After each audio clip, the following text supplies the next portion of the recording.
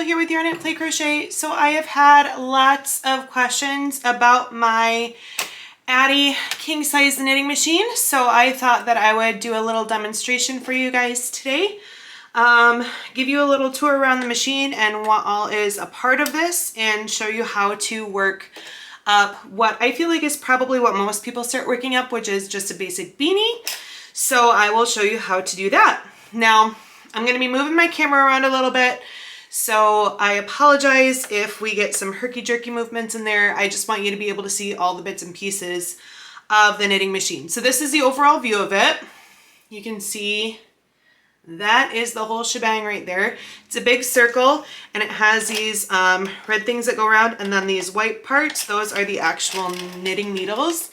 And then you have a hand crank on the side, and that is what turns the needles. And I will move this down a little bit so you can see here.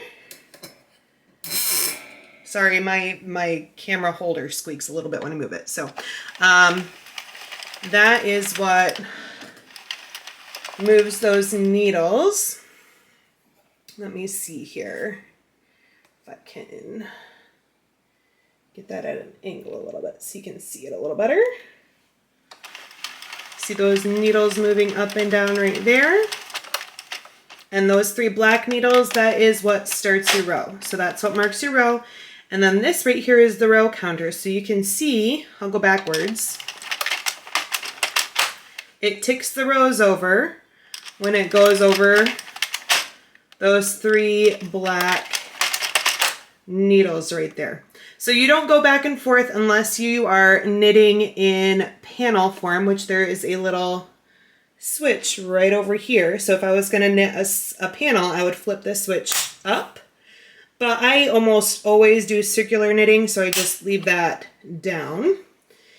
And that way, if I was to have it on panel knitting, I would get to the end of here, and then I would not be able to turn it anymore. I would have to knit the next row by going the opposite direction, going all the way around till I hit those black needles again, and then it would stop me, and then I would have to go back the other way. So that's how you knit flat panels. But I usually always just keep it in circular, so you can just keep it cranking around, and when you get back to those black needles, it just keeps going. And then to change the row count here, you just twist this little knob. You can see how it gets to its reset, so you can keep track of your rows. And this here, I'm not sure what the actual name for this is. I'm sure it has an actual name, but this is where you have your yarn running through while you are doing your knitting. So that's the basics of the machine. So I will go ahead and show you here how I cast on when I'm going to do a beanie. Now there's a bunch of different ways that you can cast on to a knitting machine. I usually, for what I do, stick with the two main ways of casting on, which I will show you the first one for the beanie, and then the second one is using waste yarn. I'm not going to show you that in this video, otherwise the video would be way too long. But that is for when you want to have a flat edge instead of a gathered edge at the bottom. And both are very simple. There's ways of doing like long tail cast-ons and like other like wraparound cast-ons and things like that. I've tried a few of them. I'm not very experienced with them, so I'm just going to not do those for you guys until I feel like I've mastered them really well, because I don't want to be miseducating anyone. So I'm going to go ahead and grab my yarn here. Now I have this yarn all caked up. I caked this up on my Stanwood yarn winder, and this is Hobby Lobby. I love this yarn. I tested this out on my knitting machine a little while ago. My knitting machine really liked it, so I figured I would use this for the demonstration today. I'm not sure the exact color. I think it was sun gold. I'll look it up and I'll put it on the screen so you can see what the exact color is if you really like this color. But this is just Hobby Lobby. I love this yarn. And I will pause this really quick. I forgot to grab one little thing, and then we will get to knitting. Okay, so I do have two little knitting machine gadgets that I will show you. This first one, is a yarn tensioner that I got from Salvabot on Etsy. I will put a link in the description for this little gadget. I love using it. It works great and it keeps my yarn at an even tension every single time. You can see it has those 3 holes in it. There, it's a good angle. So that you put your yarn in there based on how tight you want your tension to be, and it keeps your tension nice and even while you are using your knitting machine. So I will go ahead and show you how that works. And I also have this, which I got off of Etsy. It is just a little attachment for turning the crank to save my arm a little bit. And I connect it to a handheld screwdriver, little power screwdriver. Now some people will use this with an actual drill. I don't really like using it with an actual drill just because I don't want to overtax my machine. I just want to save my arm. So this will still do it faster than I can do it, but not by much, so I don't feel like it's overworking my machine. But plenty of people use attachments like this and hook it onto a power drill as well to go really, really fast. I just prefer not to do that to protect my investment and make sure that it is in top working order. So those are the little gadgets that I have, but I will go ahead and show you here how to cast on. Now when I do this, you can have your yarn any way you want, but you just need to make sure that you're not going to have any tension from your yarn feed whatsoever. So I found the simplest way for me to do that is to wind it up on my yarn winder and to drop it between my feet here. And I pull from the outside, not from the center. And that way it just comes right off the outside, very smooth and simple. There's no tension on the yarn at all. And it gives me a really good even tension. So I will get this a little bit closer here. Let me move my camera just slightly so you can hopefully see and get a good angle on exactly what I'm up to. All right, we'll try that camera angle. Hopefully you can see. All right, so I need to go back to the start of my row. You always want to start in the same spot every time. That way you don't wind up with crooked endings. So always make sure, use these black needles as your friend. They will help guide you. Technically that first black needle is number 1, but the way that this counts it, I prefer to actually start on the first white needle after the black needles, but everyone's different and that's totally fine. Just so long as you're starting and stopping in the exact same spot every single time so you don't get a crooked hat. So I'm going to take this and I'm just going to hook it around that so it's loose like this. I'm going to drop my tail in the middle, just like that. Then I'm going to slowly start to turn the crank going in a clockwise direction. And then you go behind the next needle with the yarn, in front of the next one, behind, in front, behind, in front, behind, in front, all the way around. And that is how you get your yarn onto your machine.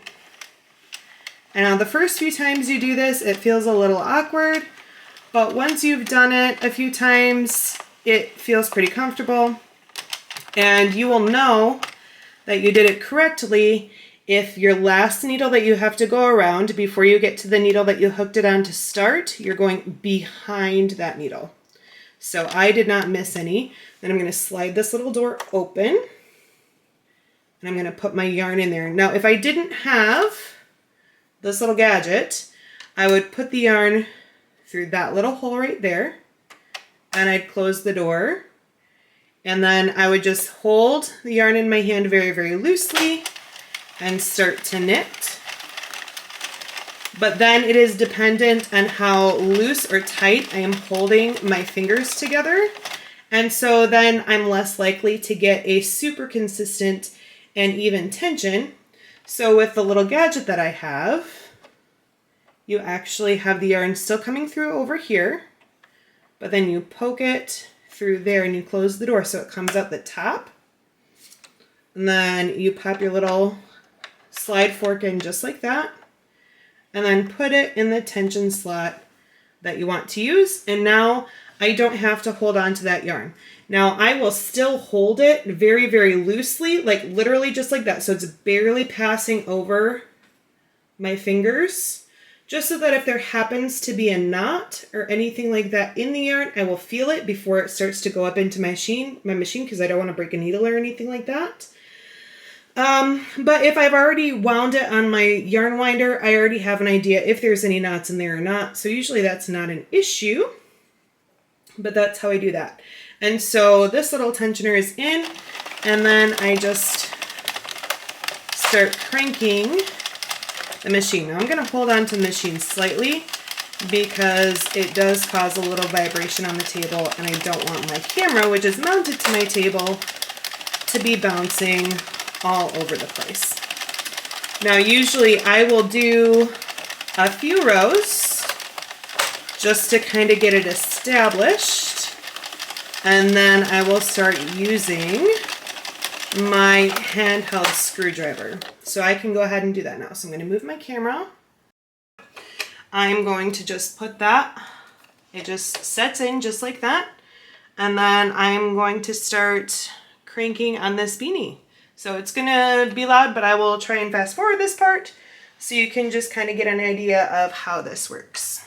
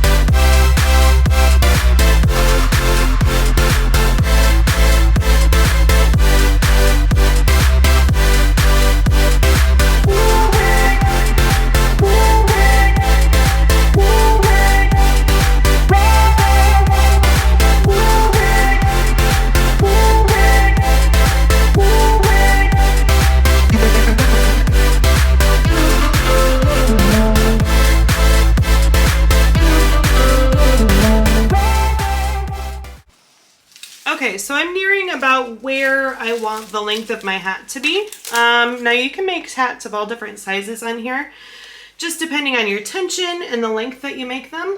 So I don't always necessarily do it according to a specific number of rows because every yarn is going to function a little bit differently. And depending on the tension, that will change your measurements as well. So I use this on the tightest tension here because I wanted this to fit more of a medium size head. I have a very large head, and so I have to make my hats pretty loose to fit my head correctly, but I want to make this to be a hat that fit more generally. So I just get my tape measure and I stretch it out a little bit, not like stretch it out, but I stretch it so it's not super, the stitches aren't jammed together.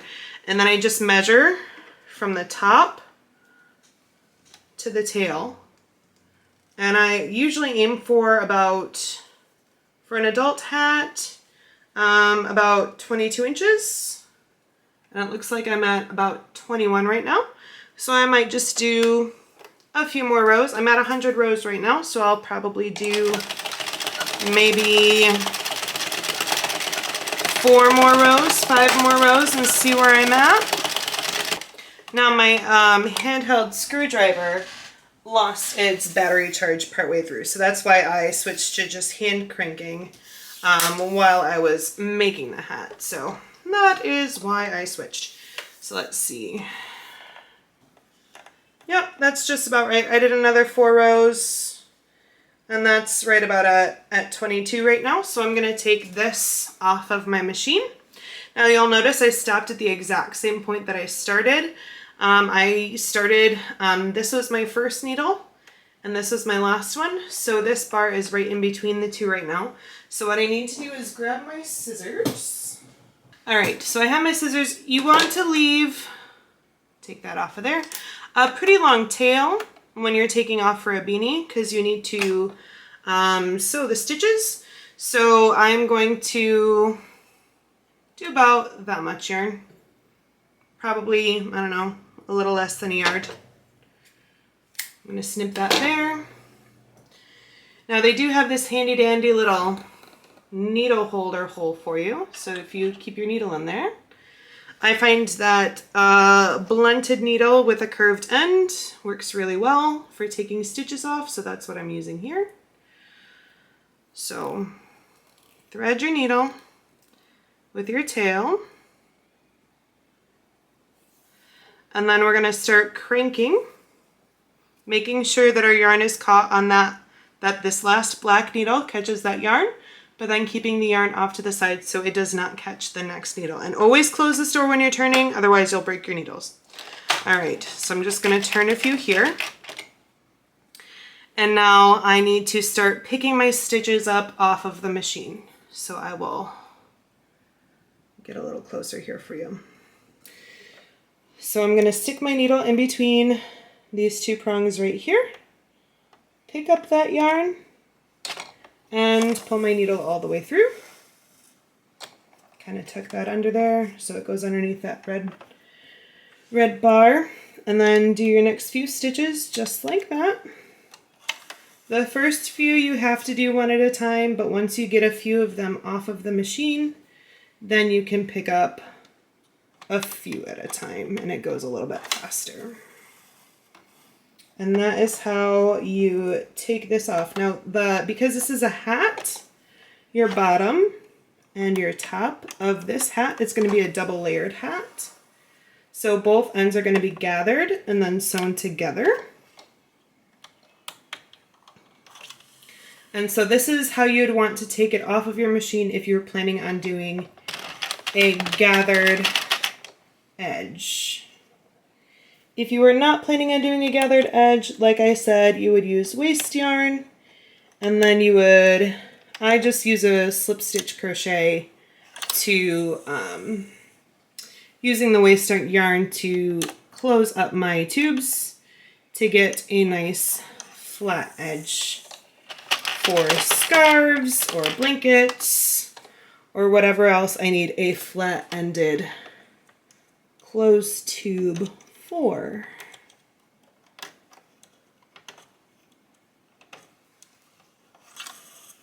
Now with hats, you don't, like I said, you don't have to be as particular about your row count. But if I were to make a blanket, I would have to be extremely particular with my row count. You have to have the exact same number of rows in every panel that you do. Otherwise, you will have uneven panels and then you have to go back and fix it, which you can do. But it's just it's a pain in the butt to try and get all your panels even. It's possible, you don't have to redo the whole panel. It's just an extra step that if you can avoid it, you want to, because it's irritating. So I'll speed this up once I get this all off of here. I will tell you what's next. Okay, so I got it all off of my machine and I moved my machine so you can see exactly what I'm doing. So what you want to do, you can see how these stitches are very wide on this end and it bumps out. You just want to make sure that you stretch this out. Give it a good stretch so all of your stitches are correct and lining up as they should be. And then you are going to gather your end. So this was my final end that I took off the machine. And you just carefully pull that string, your tail, until this begins to gather. Making sure that this all tucks in on the inside.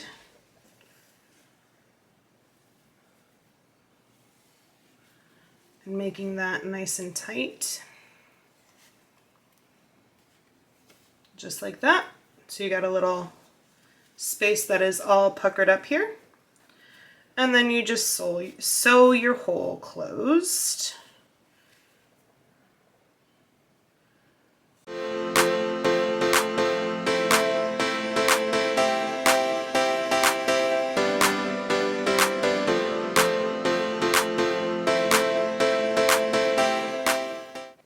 I'm going to poke my needle through right here in the middle and then stick my hand up in the tube and pull my tail through.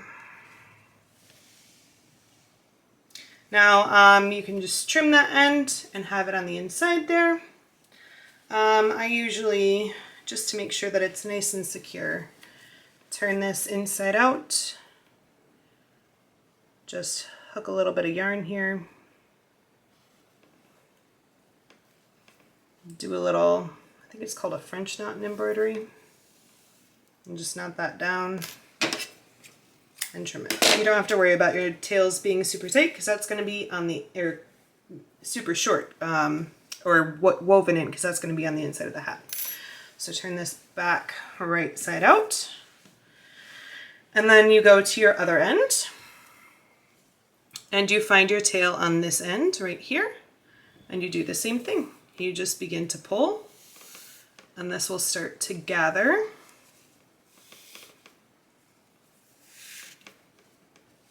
Make sure all of that is tucked inside because it does kind of want to curl outwards.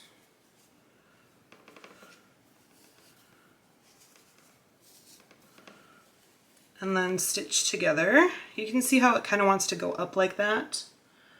I don't want that to happen. So that is why I kind of pinch this really tight. Keep that nice and tight. And then sew my end the way that I do.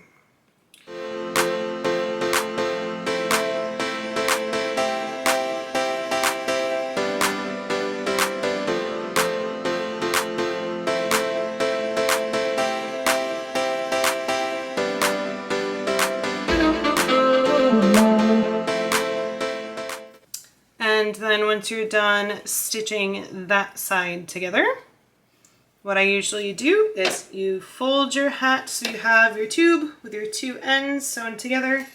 You fold your hat in on itself, just like this, so that your two tops are together. Just like that. Straighten this out a little bit here. And this actually, my tension was a little tighter than I expected it. This might actually wind up being a child size hat, but that's just fine.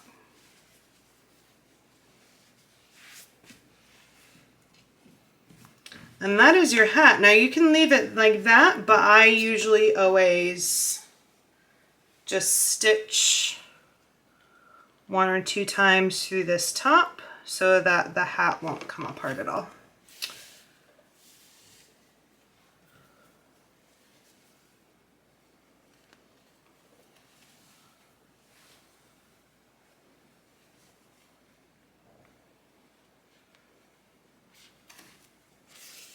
And then once I have done that, I just do a little French knot again.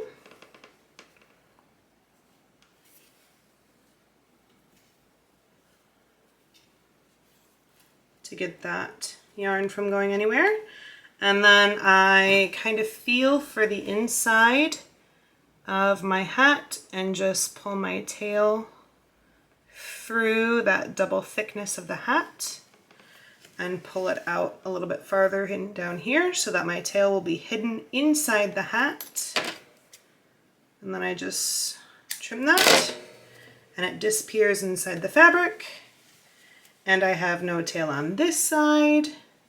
And ultimately this hat is reversible, but since this is not a variegated yarn at all, it doesn't really matter.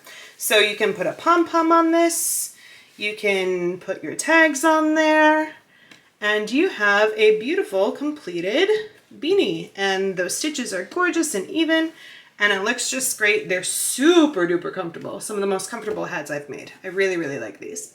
So I hope you enjoyed that. That is a basic tutorial on how to make a beanie and the ins and outs and a tour guide through the Addi Knitting Machine. I am going to do more Addi tutorials to show you how I do my blankets and my joining panels and all of that good stuff, but I figured for our very first Addi Machine video, I would just start with the basics and give you a tour of the machine. Now I don't have a centro, some people have centros, and the basic mechanics of the machine are the same. I decided to spend the money and invest in an Addi because I knew that it would last me a very, very, very long time. And I have been very happy with my Addi. That doesn't mean that you can't buy a centro or a less expensive knitting machine, but I can't attest to the quality of it or the quirks that it might have. I can only speak to what I do with my Addi. But pretty much all of the patterns that I have in my head to do tutorials on, you can also do on a centro as well if you do not have the Addi knitting machine. So I'm going to leave it there for now. If you liked this video, go ahead and give this video a thumbs up for me. That really goes a very long way to helping more people see this video. And if you are interested in in-depth yarn reviews, wash tests, and crochet podcasts, tutorials, all that good stuff, go ahead and subscribe to my channel as well. I post new videos every Tuesday, Thursday, and Saturday, and I am so glad that you are here. All right, thanks so much, friends. We'll see you next time. Bye-bye.